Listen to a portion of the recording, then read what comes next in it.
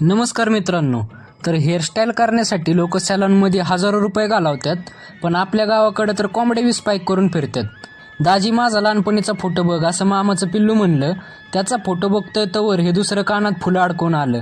त्यांच्याकडे बघून मला बी लहान व्हावं वाटलं. बालपण देगा देवा म्हणत मी निघालो रानात. रानात कशासाठी?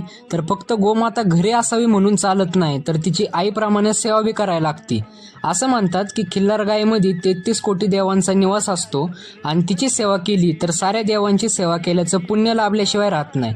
त्यामुळं कुठे गर्दीत आणि रांगेत हजारो किलोमीटर जाऊन देऊ शकता.